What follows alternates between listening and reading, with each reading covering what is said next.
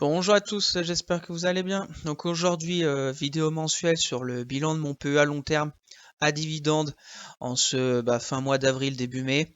Comme tous les mois, on va faire un gros récap. Je vais vous faire le gros récap de mes achats qui ont été réalisés pour mon PE à long terme à dividende. Je vais aussi vous montrer tous mes trades, on va dire plutôt court terme, qui ont été clôturés, ceux qui sont toujours en cours. On verra ce que ça donne et comment je vais essayer ma stratégie pour la suite. Donc n'hésitez pas à vous abonner à ma chaîne, à partager la vidéo, à me lâcher un maximum de likes, ça me ferait très plaisir. Pour suivre tout ça aussi, pour les personnes intéressées, je partage tout sur Twitter, le lien est dans la description. Et pour suivre aussi mon PE à long terme, à dividende, que je partage sur le site Moning, le lien est aussi dans la description, comme ça, pour les personnes intéressées, n'hésitez pas à vous abonner. Je crois qu'on peut s'abonner aussi sur Moning, sur les portefeuilles des utilisateurs. Donc, allez y faire un tour pour les personnes qui connaissent pas ce très bon site, avec plein de partages, avec un bon forum. Voilà, on va passer maintenant au sommaire. Donc on commencera comme d'habitude par faire un point rapide sur le CAC 40, voir ce qui s'est passé cette semaine, voir la semaine prochaine des zones clés à surveiller, des supports résistances clés qui me semblent clés à surveiller la semaine prochaine. On fera un rapide point aussi sur la macro et la micro, ce qui s'est passé pour la semaine prochaine. Ensuite on verra mon portefeuille PEA chez Bourse Direct, où je vous montrerai toutes mes actions et ensuite je switcherai sur TradingView pour en hebdomadaire pour voir les points comme d'habitude, les points d'intérêt qui me semblent intéressants pour mon portefeuille pour reprendre ces actions. Ensuite, on verra mon tableau à dividendes qui commence à bien se remplir. J'ai eu deux, deux sociétés qui m'ont versé un dividende au mois d'avril, mais ça commence. On sait que avril, mai, juin, ça va être les gros mois à dividendes, donc on verra où est-ce que j'en suis. Ensuite, on fera un point sur mon tableau de trade de mars-avril avec les actions que j'ai clôturées et puis celles que j'ai prises aussi. On verra tout ça. Et puis pour conclure, je vous montrerai trois sociétés que je pense que je vais suivre la semaine prochaine et que je partagerai sur Twitter. Trois idées peut-être à regarder de plus près pour la semaine prochaine et je vous dirai pourquoi. Donc pour mes achats long terme pour ce mois d'avril, j'ai juste pris 8 actions Ipsos pour un total d'investissement de 380,99 €. Bien sûr, je ne suis pas un conseiller financier. Mon avis dans cette vidéo ne représente pas un conseil d'investissement. Elle est juste réalisée à but pédagogique. Chaque investisseur doit avoir sa propre stratégie. Investir en bourse représente un risque. Vous êtes le seul responsable de vos achats et ventes d'actions. Donc passons maintenant sur TradingView pour faire un point rapide sur le CAC 40. Déjà faire un petit point rapide sur la micro et la macroéconomie, parce que moi je retiens la micro avec pas mal de beaucoup de résultats au niveau des sociétés. C'est mitigé, je trouve. On a eu des très bons résultats, on a eu des moins bons qui ont été sanctionnés. On a voilà, après on voit par rapport à la semaine qu'on a fait. Je crois qu'on verra en hebdomadaire, je crois qu'on a fait moins 1%. Donc voilà, c'est pas la retournement baissier avec que des mauvais résultats. Il y a eu des bons et des moins bons. Donc affaire à suivre. Au niveau de la macro, ce que je retiens, c'est les économies, que ce soit côté Europe et côté États-Unis, qui ralentissent quand même. On a eu les chiffres des PIB, on tourne aux alentours des 1%. Pour les PIB du T1, que ce soit aux États-Unis ou en Europe. Donc à faire à suivre, bien sûr, récession ou pas récession, on verra ça au T2, T3 et au T4 de cette année. Au niveau de l'inflation aussi, toujours je trouve élevé, qui peine vraiment à baisser. On avait les chiffres de l'inflation aux États-Unis qui sont ressortis, on va dire comme le consensus, mais qui voilà, ça met quand même du temps à retourner à la baisse. Donc voilà, affaire à suivre. La semaine prochaine, le rendez-vous, bien sûr, ça va être les banques centrales avec les relèvements des taux, que ce soit Fed, BCE. À suivre fin de semaine prochaine. Bien évidemment, je partagerai sur Twitter. Et puis ça restera aussi, il restera quelques sociétés aussi à publier. Je crois qu'il y a BNP Paribas en début de semaine, mardi, parce que bien évidemment lundi c'est férié, il n'y a pas de Euronext. On a, je crois, Thales, Capgemini aussi, donc bien évidemment je partagerai tout ça sur Twitter, le lien est dans la description. Donc au niveau graphique, je suis en mensuel pour voir que quand même depuis le début de l'année, mois de janvier plus 9%, février plus 2%, mars plus 0,75 et on a fait encore un mois d'avril à plus 2,31, sachant qu'on était sur des plus hauts historiques. Donc voilà, très positif en mensuel, il n'y a rien à signaler au-dessus de la M10. RSI, on n'est même pas en surachat, on est tranquillement au-dessus du 60 RSI. Donc très positif en mensuel. On va passer en hebdomadaire, voilà, pour voir cette on va dire, respiration. On a fait moins 1,13 cette semaine. Voilà, il n'y a rien d'alarmant. On a fait en un mois à peu près là, en 5 semaines, on avait fait 11%, donc une respiration de 1% sur une dernière hausse de 11. Il n'y a encore rien à signaler. Voilà, en hebdomadaire positif, hein, au-dessus de la M10, pareil RSI au-dessus de 60. Donc pour le moment, il n'y a pas de retournement de tendance ou même une correction plus approfondie. Voilà, on a fait une petite respiration pile poil en plus, on voit en daily sur cette zone que je vous avais indiqué le week-end dernier, là, il y avait un petit gap ici qui était ouvert, qu'on a comblé le mercredi. Et hier vendredi, là, on a fait est-ce que c'est on a fait un pullback à 7400 pile poil sur cette grosse zone de polarité maintenant qui était résistance au mois de mars, début avril qu'on a cassé et là on est retourné dessus en support. Voilà, est-ce que ça a fait revenir des acheteurs?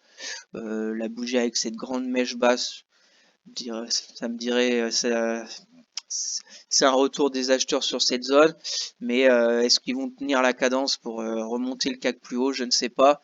Ce qui est sûr, c'est que maintenant, en très court terme, on a cette résistance là. Voilà, cette résistance pile poil sur les mercredi, jeudi, vendredi. On a été pile poil vers les 7507 et on n'a pas été plus haut, que ce soit en séance ou en clôture. Voilà, c'est pour la semaine prochaine, c'est résistance ici. En plus, je pense qu'on aura la M10 qui va arriver maintenant qu'on est passé en dessous. Donc ça va jouer support 7400, résistance 7506 pour continuer d'aller plus haut et pourquoi pas retourner sur ces plus hauts historiques vers les 7580. Voilà mes deux zones à surveiller la semaine prochaine. Est-ce qu'on a fini la respiration et qu'on va repartir tranquillement vers les 7600? Je ne sais pas. Je pense que ça peut être agité avec, comme je vous l'ai dit, les banques centrales et les quelques résultats qui restent. Est-ce qu'on va casser les 7004? Je ne sais pas non plus. Après, on aura un petit gap en dernier, on va dire, recours en support. Et puis après, on pourrait retourner vers les 7220, peut-être pas en une semaine. Je pense qu'on en reparlera. Mais voilà, on va dire la belle dynamique haussière est cassée depuis mardi, qu'on a cassé la M10. On voit le petit RSI aussi qui est en dessous de sa petite moyenne mobile 17 et on vient juste de passer en dessous du 60. Donc voilà, on est un peu très court terme, on est neutre entre 7506 et 7400. Voilà au niveau du CAC 40. Affaire à suivre la semaine prochaine. Si on a encore des bons résultats d'entreprise et peut-être surtout les discours des banques centrales accommodantes, on pourrait casser rapidement cette résistance. Et si au contraire on a encore mauvaise nouvelle ou mauvais résultat, on pourrait très bien casser ce support des 7004. Voilà au niveau du CAC 40 à suivre la semaine prochaine. Donc passons maintenant à mon PEA de chez Bourse Direct. Au niveau du portefeuille global, je suis à peu près à 16 000 euros. Il me reste un peu moins de 5 000 euros de cash disponible. Et en plus-value latente, je suis à 800 euros.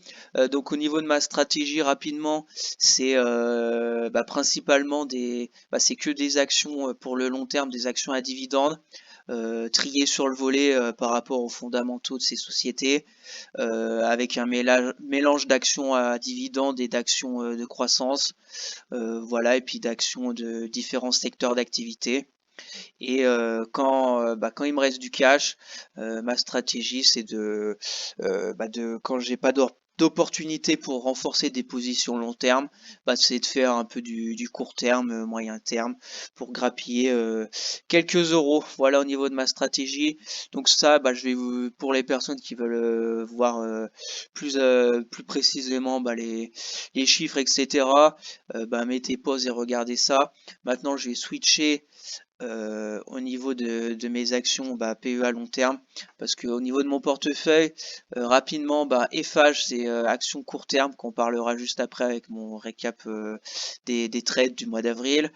Le BX4, pareil, c'est pas du long terme. Aussi, il va falloir que je voie qu'est-ce que je vais en faire de ce BX4. Pour le moment, je suis à moins 113 euros, mais bon, on verra ce que je vais en faire. Il me reste aussi Téléperformance court terme que j'ai prise et Veolia. Voilà. Et tout le reste, c'est que des actions long terme que je garde pour du très long terme. J'encaisse le dividende et je réinvestis. Donc là, je vais passer maintenant sur TradingView pour voir mes points d'intérêt pour chaque action long terme. Donc au niveau d'Air Liquide, déjà pour les personnes intéressées par cette société, j'ai fait mercredi une vidéo d'analyse fondamentale et technique sur Air Liquide. Donc n'hésitez pas à aller la voir si ça vous intéresse. Donc au niveau d'Air Liquide, on voit très belle tendance haussière. Bien évidemment, je suis en hebdomadaire. Pour mes tendances, mes actions très long terme, je me mets toujours en hebdomadaire. Pour Air Liquide, ce que j'aimerais, c'est qu'elle revienne par ici vers les 150 euros. Première zone d'intérêt pour moi. On voit très belle tendance haussière hebdo. Hein. Première jambe, petite respiration, deuxième respiration, troisième avec presque 2 mois, plus d'1 mois à travailler cette résistance. Et puis là, elle a explosé à la hausse. On est à 163 euros. J'attends une consolidation plus prononcée sur Air Liquide pour en reprendre. Pour le moment, elle est trop élevée à mon goût. Passons maintenant à Amundi. Donc Amundi, j'avais cette oblique baissière. Là aussi, pardon. Les droites verticales, c'est les jours où j'ai pris les actions. Pour Amundi, voilà, j'ai pris juin, décembre et avril, et depuis fin avril, je n'ai pas repris des actions Amundi. Donc voilà, pour les autres actions, vous saurez pour les droites verticales. Maintenant, Amundi, j'ai hésité franchement avec cette baisse là de presque 10% avec problème des banques et tout. J'ai vraiment hésité d'en reprendre parce que c'était ma zone d'intérêt ici là. Mais comme on a clôturé en hebdomadaire en dessous ce support, c'était un peu un bear trap quoi. On a été trop bas et puis ça a été tout de suite corrigé. Et là, on est en train de travailler, on voit ces 3 dernières semaines. Donc, est-ce qu'on va y revenir? Je pense. Donc, je me reposerai la question vers les 56 euros si j'en reprendrai, si j'en reprends. Et plus bas, ça serait revenir un peu sur cette oblique vers les 49 euros pour Amundi. Passons maintenant à OB. Donc, OB, j'avais pris au mois de mars. Ma seule action que j'avais pris au mois de mars sur ce support vers les 45 euros. On avait aussi cette résistance oblique avec des tentatives de passage, mais vite corrigées. Pour le moment, là, on est encore sur cette zone là ici. Alors, pour les personnes intéressées par OB, je pense que ça pourrait être une zone intéressante vers les 45 euros pour soit constituer rentrer cette action dans votre portefeuille ou même pour renforcer comme moi j'ai fait le mois dernier. Prochaine zone qui me semble aussi intéressante, c'est vers les 40 euros. On serait vers la moyenne mobile 200. Grosse zone de support des plus bas de 2022. Donc affaire à suivre pour OB. Passons maintenant à AXA. Donc AXA, c'est pareil, on a vu la grosse baisse des secteurs financiers. J'ai hésité, mais j'ai pas pris et depuis elle a bien repris la hausse. J'ai un peu ce support oblique là qui reviendrait à peu près ici. Donc voilà, affaire à suivre les semaines et mois à venir sur AXA. Zone 26 euros intéressante et si on casse plus bas, 21 euros, 22 euros. On n'y est pas encore. Capgemini, un peu comme OB, on avait tendance baissière avec cette grosse bougie à plus 9% en hebdomadaire. Je pensais que c'était reparti.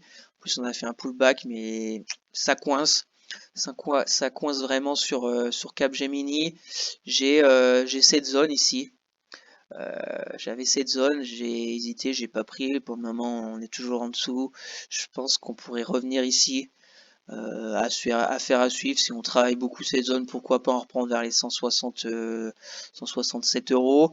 Et si on continue de baisser, ben les plus bas aussi de septembre 2022 vers les 150 euros, avec là une moyenne mobile de 100 qui reviendrait par ici. Ça peut être aussi intéressant pour recharger du Cap Gemini. Passons maintenant à Danone. Donc Danone, très belle progression depuis octobre. Et là, on est en train de, voilà, ça est grosse bataille entre vendeurs et acheteurs vers les 60 euros. La bougie hebdomadaire en témoigne. Zone qui pourrait être intéressant, je pense, vers les 56 euros et plus bas vers les 54. Voilà. Après là, si on revient rapidement ici, je pense qu'on pourrait former une forme de range depuis la chute Covid là en février-mars 2020. On a été plus haut vers les 62, plusieurs fois plus bas vers les 46. Donc affaire à suivre sur Danone. Donc Ipsos, comme je vous l'ai dit, la seule société que j'ai pris ce mois-ci dans mon portefeuille peu à long terme, j'ai pris sur cette grosse bougie là de moins 13%. Donc pour ceux qui n'ont pas suivi ou qui connaissent pas trop Ipsos, on a eu des résultats pas bons. Après aussi, quand on voit le graphique d'Ipsos en hebdomadaire, on voit cette tendance beau canal haussier, sachant qu'en 2022, on a eu un CAC 40 et des indices qu'on corrigé. Je me dis qu'une correction de 13% sur une hausse de je ne sais pas combien,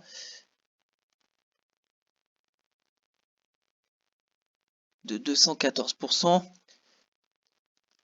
c'est pas grand chose. Donc voilà, j'ai pris sur ce support tranquillement. En plus, ça m'allait bien parce que j'en avais pas beaucoup d'Ipsos parce que j'avais pris des actions au mois de novembre, mais elle avait que continué de monter, donc j'attendais une correction. La correction est arrivée. En plus, cette semaine, on a fait presque plus 3. Donc, est-ce que c'est retour de la tendance haussière? Je ne sais pas. Ce qui est sûr, c'est qu'elle est revenue pile poil sur une belle zone de polarité qui était longtemps résistance. Donc voilà au niveau d'Ipsos, vers les voilà 47, peut-être qu'elle va travailler cette zone. Je pense que pour les personnes qui veulent rentrer Ipsos dans leur portefeuille, ça peut être intéressant.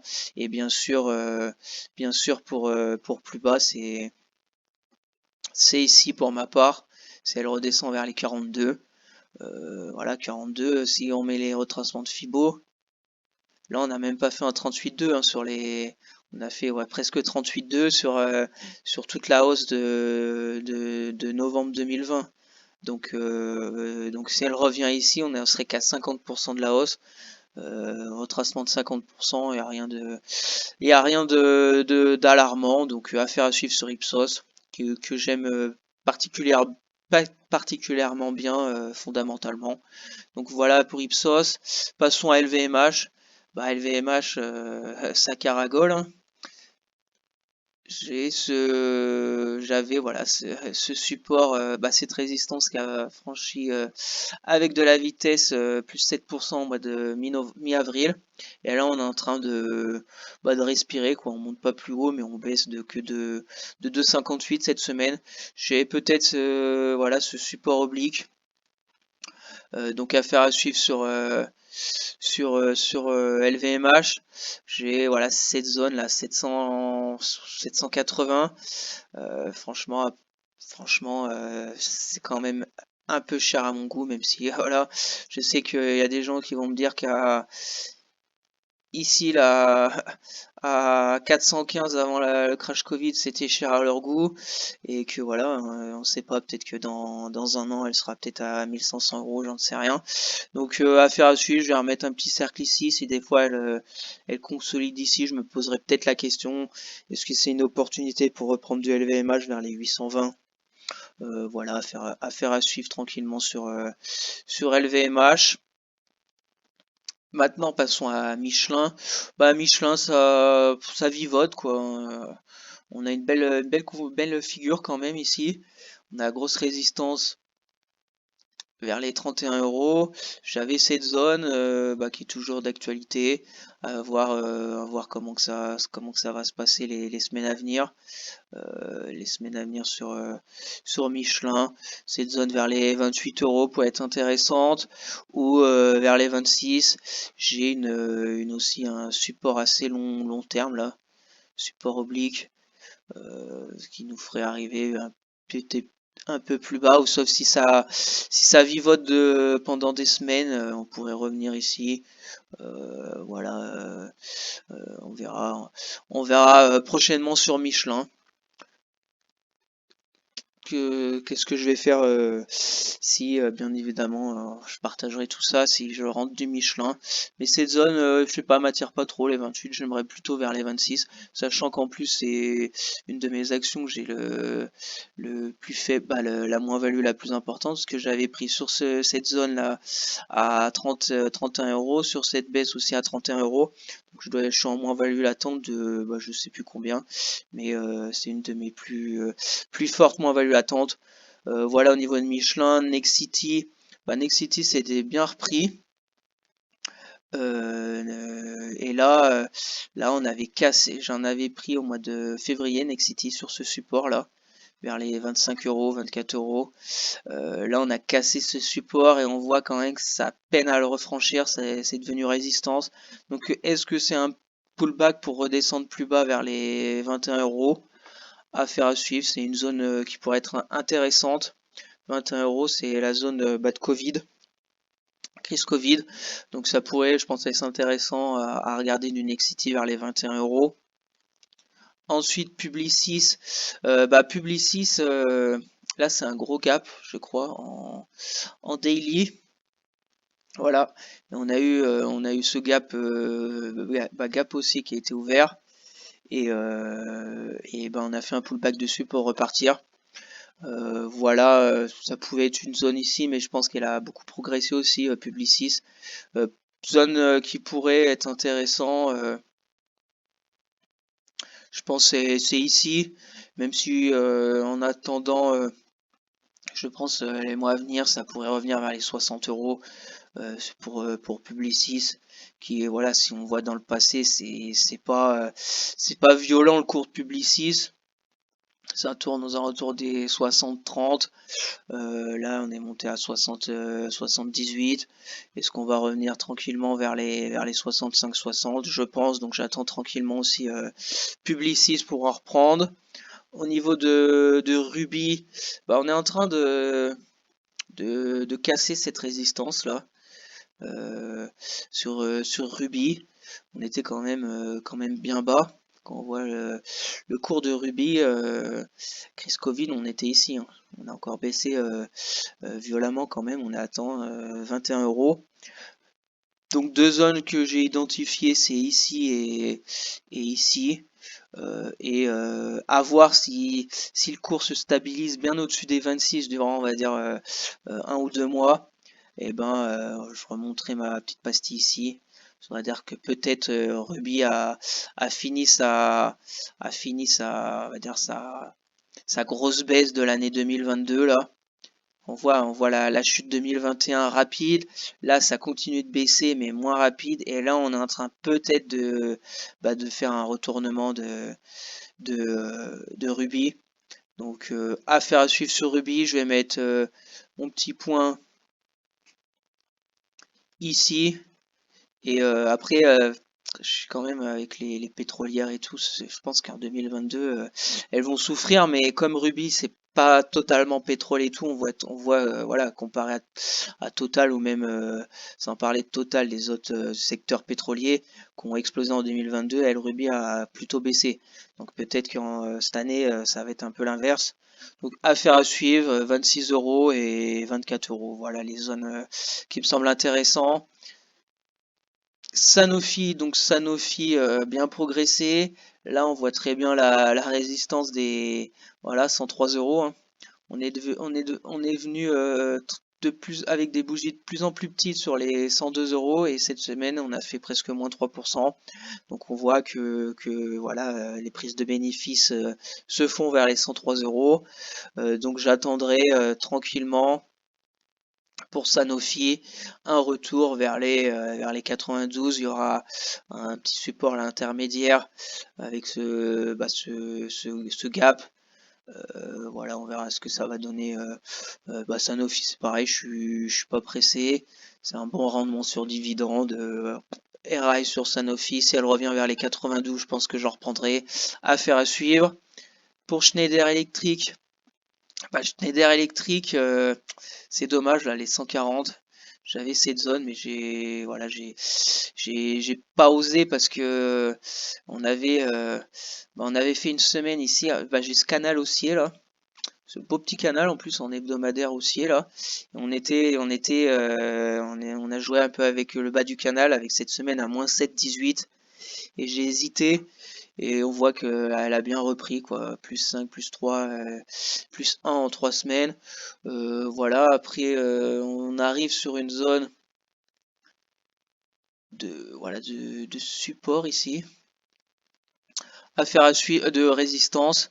Est-ce qu'elle va revenir est-ce qu'elle va continuer ce canal? Affaire à suivre. Si elle explose et qu'elle va vers les 170, je remonterai peut-être ma pastille vers les 160. Mais j'y crois pas trop dans les semaines et mois à venir des actions qui explosent à la hausse. Surtout maintenant, on a eu les résultats. On sait que ça va être compliqué économiquement pour la zone euro et les États-Unis. Donc si on a un ralentissement économique, je vois mal, il n'y aura pas de chiffre d'affaires et puis de marge, etc. Très positif dans les T2, T3 et T4 des résultats des entreprises. Donc c'est pour ça que je suis plutôt patient cette année.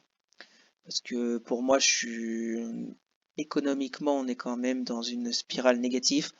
Donc pas se précipiter. Si on a une correction, on pourra avoir une grosse correction. Donc on laisse vers les 140 et vers les 130 pour Schneider Electric. Passons maintenant à Score. Donc Score, c'est pareil, c'est secteur financier. Elle avait chuté moins 10, moins 5. Et après, là, elle est repartie. Le problème, c'est que là, elle va arriver sur une grosse zone de résistance. On va avoir la moyenne mobile 200 en hebdo. Toute cette zone des 20, 24,30 €. Donc, affaire à suivre. Je laisse pour Score mes zones ici. Zone intéressante, 20,30 € et 18,60 €. Voilà au niveau de Score. Au niveau de Steph, pareil, on est arrivé sur une grosse zone de résistance et les prises de bénéfices ont eu lieu. On voit que plus ça va, plus les semaines baissent de la volatilité. On bouge plus. Depuis cette bougie du 20 mars, on est toujours au même endroit sur Steph. Ça n'avance plus, mais ça corrige pas non plus. Donc affaire à suivre. Je pense qu'on pourrait revenir vers les 100 € sur Steph, qui pourrait être une zone peut-être intéressante à regarder pour en reprendre. Et sinon, plus bas, ça serait vers les 90 €. Au niveau de Thales, pareil, Thales range depuis de nombreux mois et on a cassé la résistance, pullback est dessus, pile poil sur le support, plus support M10 en support dynamique. Donc voilà, si on a une correction plus prolongée, déjà fin de semaine prochaine, il va y avoir les résultats de Thales. Donc à voir comment le marché va réagir. Pour ma part, j'attends vers les 129 € en retour de Thales.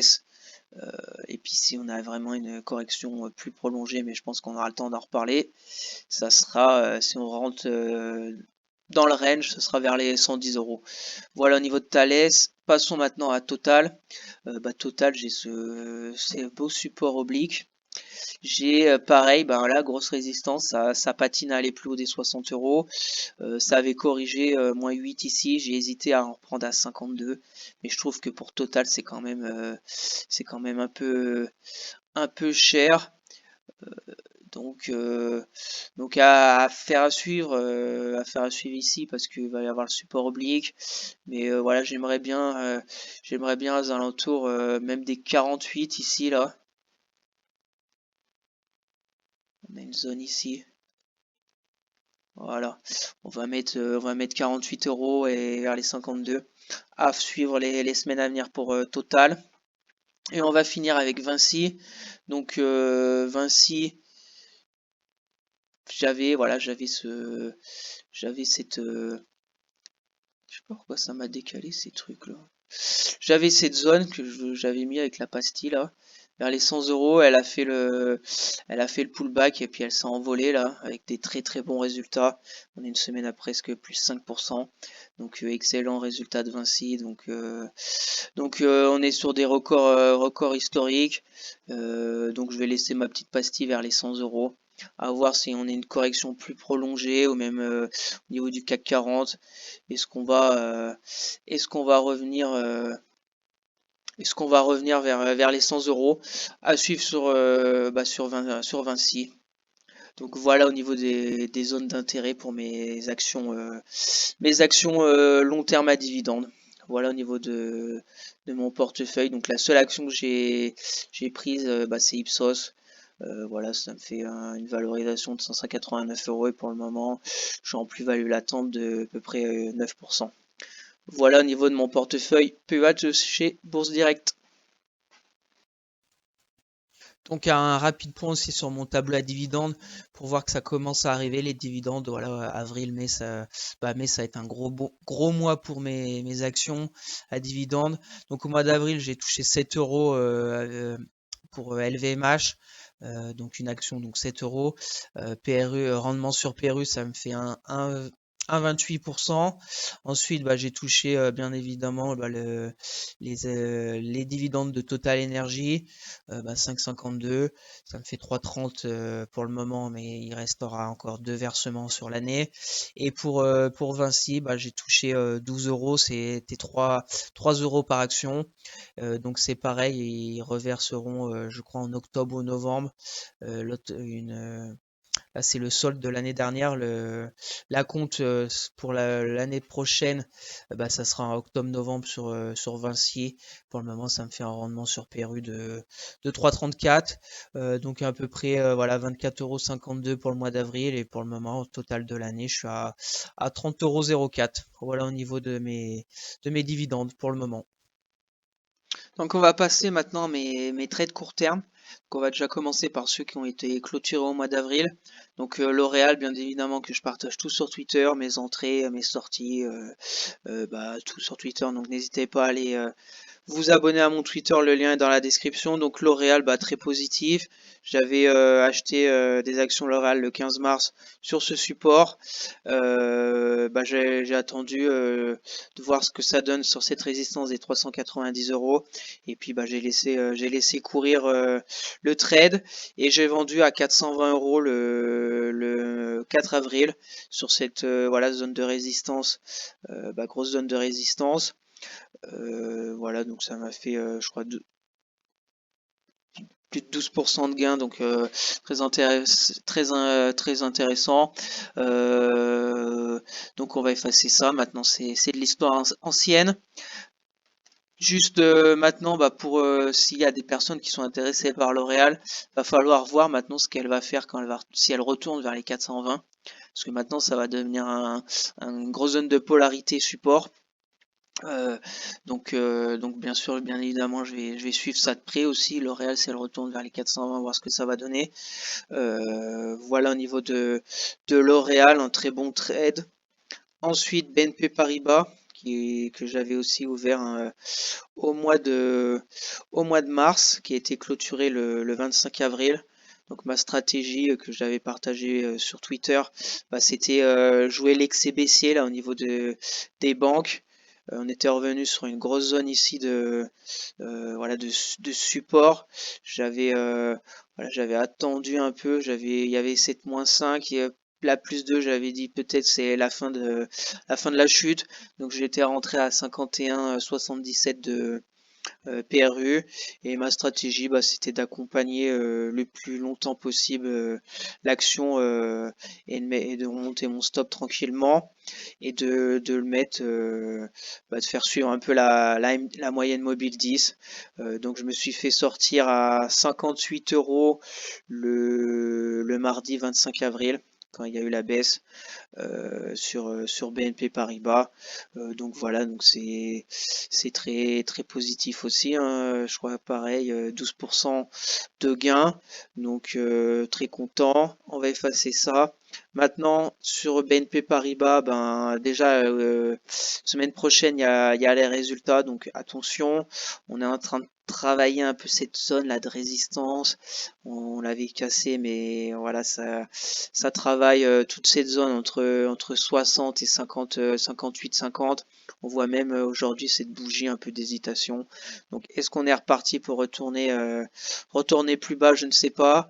Au-dessus, on a un gap baissier qui a été ouvert, qui est toujours pas comblé. Donc à suivre sur BNP Paribas, bah là bien sûr que je vais suivre s'il y a quelque chose qui se présente. Ensuite, donc on va passer maintenant à les actions qui sont toujours en cours. Donc Veolia, que j'ai toujours en portefeuille. Donc Veolia, je suis rentré sur Veolia le vendredi 21 avril. PRU 29,45. Bah pourquoi? Parce que bah, j'avais cette zone de résistance là, 29 euros, grosse zone de résistance qui a été franchie. On a travaillé longuement bah, du 11 avril jusqu'au 24 avril bah, au-dessus de cette zone. Et je pensais qu'on allait aller plus haut. Mon objectif 30,90 €. J'avais bah, sur le graphique, j'avais mis mon stop à 28,60, mais je l'avais pas mis sur Bourse Direct. Donc pour le moment, je suis toujours dans le trade, mais voilà, on va dire mon plan pour le moment a plutôt échoué. On voit des mèches basses, on voit que c'est un peu la bataille. On a les résultats le 4 mai, donc je pense que je vais début de semaine prochaine. Bah, sachant qu'en plus lundi c'est férié, donc il me reste 3 jours avant les résultats, sachant qu'il faudra que je voie si c'est le matin ou le soir. Va falloir que je prenne une décision sur Veolia. Est-ce que je vais couper peut-être par ici? Je sais pas, c'est le baisse. Pour le moment, bah, j'ai mis le stop ici, mais je l'ai pas mis sur Bourse Direct. Je suis en perte de voilà 3%, c'est pas non plus gros danger. Donc affaire à suivre. Mais pour le moment ça patine. Est-ce que bah, je vais laisser ici et je ferai manuellement, et bien évidemment si je prends mes pertes, ou si on a un retour vers Veolia au-dessus de cette résistance, je vous partagerai ça. Pour le moment bah, je garde parce que l'action, bah, le trend n'est pas clôturé, donc affaire à suivre, mais c'est quand même beaucoup moins positif. On voit en dessous moyenne mobile 10, RSI c'est pareil. Donc c'est un peu les mardi, mercredi, c'est les derniers jours de chance pour Veolia, donc je coupe le trade, je pense. Donc affaire à suivre sur Veolia. Et donc j'ai pris aussi Téléperformance cette semaine, après le gros gadin de Téléperformance. Donc Téléperformance, je vous en avais parlé, je crois, le week-end dernier, dans les actions surveillées. Et on voit, voilà, c'est pas beau, c'est baissier, c'est en dessous de la moyenne mobile 200, en plus c'est un beau canal baissier. Quand à chaque fois ça touche la moyenne mobile 200, ça retourne à la baisse. Et on a eu bah, les résultats de Téléperformance, et le marché qui a vendu, moins 14%, énorme gap. Et on est revenu pile poil sur aussi les moins 33% du 10 novembre. Et donc j'ai attendu la bougie du lendemain. Le lendemain, on a fait plus 3 à 17. Donc ma stratégie sur Téléperformance, c'est un peu comme BNP Paribas. Je me dis c'est peut-être un excès baissier, et affaire à suivre. J'ai pas vraiment de take profit, je vais suivre tranquillement ça. Pour le moment, mon stop 171. Ça me fait un stop, de 4%. Voilà, affaire à suivre que je partagerai sur Twitter. Au niveau de téléperformance, mais voilà, c'est dangereux. Est-ce que c'est encore le moment de jouer le peut-être, mais ça vacille. On voit quand même qu'aujourd'hui on a fait plus 0,06. Ça hésite quand même à vraiment repartir vers le haut. On verra bien ce que ça donne la semaine prochaine sur Téléperformance. Et la dernière aussi que j'ai prise le même jour que Téléperformance, c'est Eiffage, que aussi je vous en avais parlé le week-end dernier. Donc Eiffage, elle avait attaqué. On était le week-end dernier, on était là sur cette grosse zone de résistance et je vous avais dit on va voir si FH casse cette résistance et marque un record historique. Et pour le moment, ça se passe plutôt bien. Par contre, j'ai pas mis le jour. C'était jeudi 27, voilà. Je suis en tiré jeudi 27, PRU 106,75. Aujourd'hui, une belle bougie de plus 112. Attention au résultat 10 mai sur FH. Je me dis qu'avec les bons résultats de Vinci, je pense que FH pourrait aussi partir vers le haut. Attention aussi dividende 15 mai, à voir si je clôture avant ou pas avec la baisse du dividende. Affaire à suivre. Objectif, c'est de remonter mon stop à PRU si je peux mardi ou mercredi, si elle continue de progresser. Et puis après, je verrai jusqu'à où je l'emmène. Voilà, après au niveau des indicateurs, c'est nickel. Au-dessus de la M10, RSI tranquillement en zone de surachat, il y a du momentum des acheteurs. Donc voilà aussi, si vous voulez tenter FH, il y a un tout petit repli, ça pourrait être intéressant même pour peut-être du moyen terme pour garder quelques mois. Et puis peut-être pour les personnes intéressées par le dividende, un bon dividende de le récupérer. Voilà au niveau des phages et de mes trades court terme. Donc au niveau de mon tableau de trading pour voir ce que ça donne au niveau des chiffres. Donc voilà, L'Oréal et BNP Paribas très positifs. Ça m'a fait des gains de 91 euros pour L'Oréal, 50 euros pour BNP Paribas. Ça m'a fait un total de 141 euros, soit 12%. Donc voilà, très positif, très content. Les trades ne se passent pas tous comme cela, bien évidemment. Et au niveau de ce que j'ai en cours, Veolia, Téléperformance et FH qu'on a vu graphiquement. Voilà, on verra si au mois de mai je les clôture et quels seront mes gains ou mes pertes pour ces trades. Voilà au niveau de mon tableau de trading. Donc pour conclure, je vais vous parler d'Arkema, Revoir le Média et Forestia. Trois actions qui me semblent plutôt intéressantes à surveiller pour la semaine prochaine. Voilà, donc Arkema en hebdomadaire, c'est pas très très joli. On voit qu'on était janvier 2022 vers les 131 euros, qu'on est descendu vers les 75. Là, on essaye de repartir. Mais le problème, c'est que on était reparti là.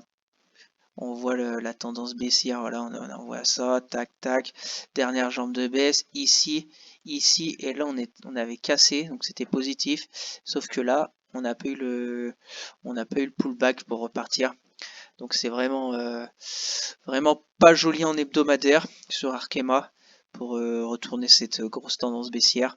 Mais moi je vais vous en parler plutôt pour du court terme. Pour Arkema. Donc voilà, on va passer en daily. Donc attention, résultat 5 mai. Donc je pense que si je fais quelque chose sur Arkema, ça sera pas avant le 5 mai. Est-ce que peut-être je vais louper le train parce que ce qui est intéressant en daily, c'est comme je vous l'avais dit là, ici on aurait dû avoir un pullback pour repartir sur cette grosse zone de polarité qui était résistance, résistance, résistance, qu'on a travaillé, on a fait le pullback dessus, on est monté jusqu'à 101 euros et ici il n'y a pas eu d'acheteur. On a eu ici peut-être une tentative et moins 5% le lendemain, donc ça a cassé le support et on est redescendu plus bas ici. Et là, par contre, ça a l'air de plus tenir quand même. Et en plus, on a la moyenne mobile 200 qui était toujours baissière, qui est en train de se mettre à plat. Donc c'est plutôt positif. Et ce qui est encore plus positif, bah, c'est déjà cette bougie d'hier à plus 3, sachant que le CAC fait du surplace.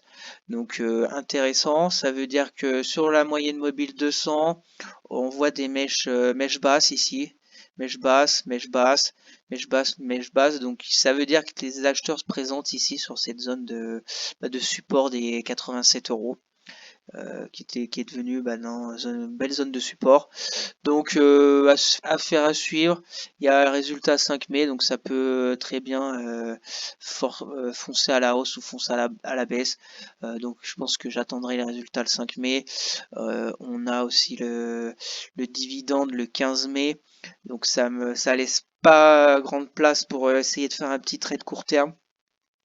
Sachant qu'il y aura le détachement du dividende le 15 et les résultats le 5. Donc à suivre, ou peut-être après fin mai, si elle remonte ici, on jouera peut-être quelque chose par ici pour aller retrouver la résistance des 100 euros. Mais je vous la mets parce que cette configuration est plutôt intéressante. Si par exemple on a appris le 5 mai des résultats, on va dire, et que ça bouge pas trop, qu'on retourne par ici, peut-être prendre quelque chose sur Arkema, on va dire voilà, ici ça ferait 5% et 3% mettre un stop. Voilà, c'est une idée parmi tant d'autres que je partage mon point de vue sur Arkema. Ensuite, revoir le média aussi qui est de retour sur un beau petit support. Ça aussi c'est baissier, c'est pas joli, c'est un peu comme Arkema, même si bon Arkema joue au-dessus de sa moyenne mobile 200. C'est toujours plus positif que revoir le média, mais elle est de retour sur une grosse zone de support qui était résistance tout 2021. On a cassé la résistance d'avril 2021 en gap haussier ici et on est monté jusqu'à 7,90 €. Et on a zigzagué, mais on a cette résistance oblique baissière aussi qu'on n'arrive pas à franchir. Et on est revenu vers les 5 euros. On voit que ça réagit. Ça avait réagi le 20 mars, on était revenu vers les 5, on était remonté vers voilà, sur toute cette zone ici, vers les 5,75. À voir si on refait la même chose. Voilà, c'est pareil. Je crois qu'il n'y a plus de résultats, pas de dividendes, donc au moins on est tranquille de ce côté-là. C'est pareil, jouer une petite congestion ici, un stop, un stop ici, là, en dessous de cette mèche du 20 mars, ça ferait 3%. Et il y a quand même, voilà, plus de 10% à aller chercher sur cette résistance oblique et même 200. Donc à suivre, même si la config c'est pas une tendance haussière, donc il y a, on va dire, moins de chances, que c'est toujours plus intéressant de faire des trades sur une tendance haussière qu'une tendance baissière. Mais c'est une idée que je vous partage. Parce qu'on voit la RSI en dessous du 40, la petite moyenne mobile aussi en dessous. Donc c'est un peu dangereux, mais on est sur une grosse zone de support. Est-ce qu'elle va réagir ou pas? Affaire à suivre. Et on va voir Forestia. Donc Forestia c'est un peu la même chose, sauf que Forestia, voilà, c'est équipementier automobile. On sait que Tesla a déclaré la guerre au prix avec les baisses de prix de leurs voitures, etc. Donc avec les voitures électriques, etc. Je pense que ça va swinger au niveau des constructeurs automobiles. Donc Forestia, c'est équipementier automobile, donc bien sûr ça ressent aussi sur toute la chaîne d'approvisionnement. Donc on avait si on met les Fibo de cette dernière belle hausse du fin décembre, on est à peu près entre le 61,8 et le 50% de retracement. Donc c'est pas totalement perdu sur Forestia. Et on est retourné vers les 18 €. On est au-dessus de la moyenne mobile 200. Est-ce qu'on va s'échapper pour retester? Affaire à suivre. Ce qui était intéressant, voilà, on avait cette hausse, on avait cette grosse résistance là qu'on avait cassée. On avait pullbacké sur la moyenne mobile 200 avant de casser vraiment la résistance. On avait pullbacké mi-février sur la résistance qui est devenue support. On est monté jusqu'à 24 € presque en ligne droite. Et après, on est revenu violemment sur le support. Et ça, c'est plutôt intéressant avec la vitesse à laquelle on est revenu, qu'il y a eu des acheteurs sur les 18 €. On a un peu préfet la même chose. Et on a refait violemment la descente vers les 18 €. Donc c'est la même chose ici, Forestia. Voir ce que ça va donner les prochains jours pour, euh, pour retenter voilà, vers 18,55, stop vers les 4-5% et retenter 17%, c'est pas négligeable, c'est même très intéressant. Est-ce que ça va se produire? Je ne sais pas. C'est